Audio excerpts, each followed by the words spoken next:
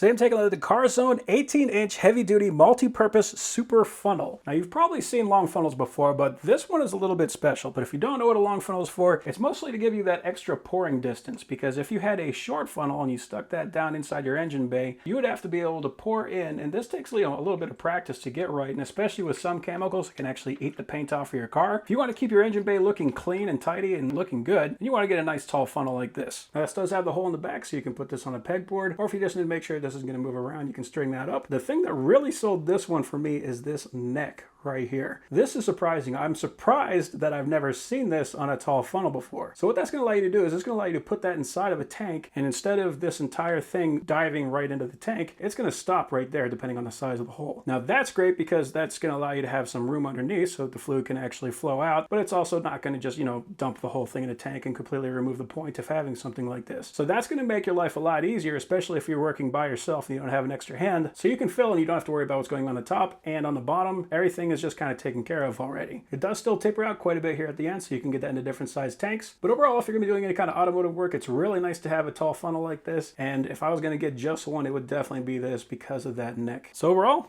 that is a great funnel.